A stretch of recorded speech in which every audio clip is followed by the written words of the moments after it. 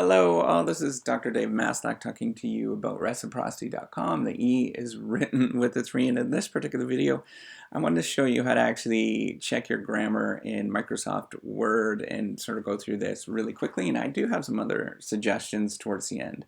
So I'm a professor of innovation strategy and entrepreneurship, and I wanted to quickly show you how to do this, and all you have to do is go into Tools. So I apologize for those of you who are not using the Mac version, but this is the Mac version. So if you're using the Microsoft version, it's going to be slightly different. And this is slightly different here. I use EndNote as well. But you can go into Spelling and Grammar, you click that, and then it'll identify issues. So I duplicated this word right here. And as well, it spots that I'm using a first person. So I'm going to ignore that because I actually want to do that. So you can see it actually duplicated. So I just hit delete and it'll delete that word and then it'll go to the next sentence. So it's looking for the first person. So it checked it. Okay, right? And it gives you the words, the characters. So this is like I, A, M, T, A, K, things like that. It also gives you a number of paragraphs. It gives you a number of sentences that are in there and the averages. So this is the sentences per paragraph. But here, this is interesting as well, the readability scores. This tells you how easy it is to read your particular text, and the particular one that you should probably look at is the grade level. So right now, this text is reading at a 7th grade level. The lower the grade level, the better, is really what the rule is. And it's based on, so any of these reading ease sort of measures, they're based on the number of syllables, as well as the number of words you have in each sentence, meaning that if you have less words in your sentence and sort of a lot less complex words in each sentence, the easier it is to read your work, read your sentences. There are other alternatives that I'd suggest for you to take a look at as well.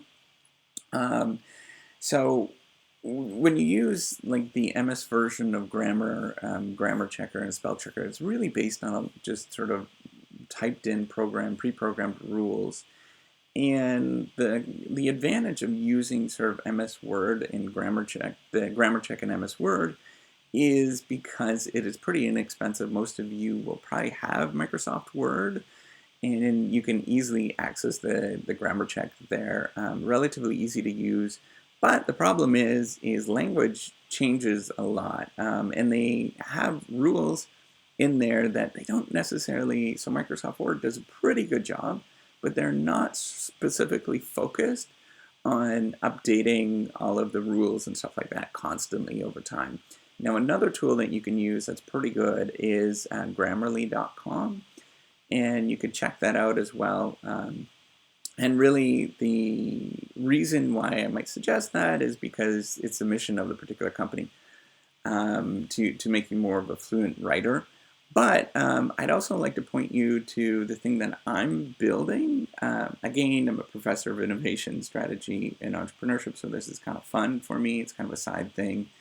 And what I'm trying to build with this particular platform, with reciprocity.com, is much more where you can integrate some of these things right here. So like Grammar Checker in Word and Grammarly, and integrate it and use it in sort of create a sort of sharing economy type approach to address these particular issues. So language is very natural, just like driving a car is very natural, and we're going to have our own little takes and stuff like that. So just like in the sharing economy with sort of car sharing, for example, or ride sharing, many people have their own little takes on how they're doing this. They have their own little cars and stuff.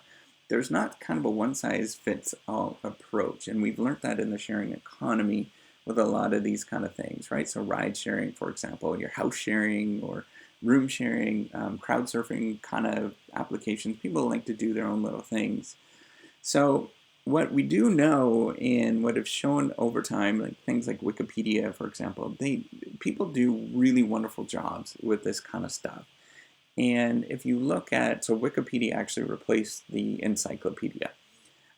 People do really wonderful jobs when they're given the chance to do some really cool things and given the ability to sort of do things on their own. So that's why I wanted to create this particular platform, because I truly believe in people and I truly believe that they are amazing.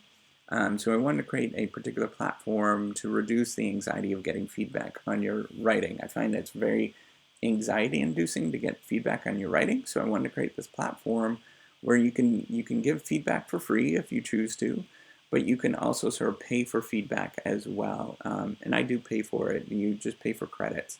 The credits are worth a percentage of how much the feedback you give over time. And this kind of is really nice because then you allow people to give you feedback and you can pay for it. And it also sort of allows it to be a lot more natural. I find sort of writing and things like that, it has to be really natural, and you have to get like other people to give you feedback on something that has to be really truly like natural. It can't be a machine. Machines can help a little bit, and sort of these algorithms and rules and stuff can help a little bit, but you really truly need somebody else looking at that. That's why I want to create this particular platform, to get somebody else to get some feedback on it. And what the nice thing is getting sort of people that have a natural understanding of language. I find that people actually put a lot of explanations and they sort of help out when they do this. And that's what I wanted to point out. But anyways, going back to sort of the original topic here is hopefully you learned how to check your grammar in Word. It's usually really quite easy to do, and I do use it from time to time. Sometimes I get frustrated because I don't know how to actually check some of the stuff, or I can't interpret some of it. I used to get really frustrated with passive tense, by the way. And it took me a long time to figure out how to actually word things with not in sort of passive tense, but I still do that from time to time because it's sort of natural to do that for me.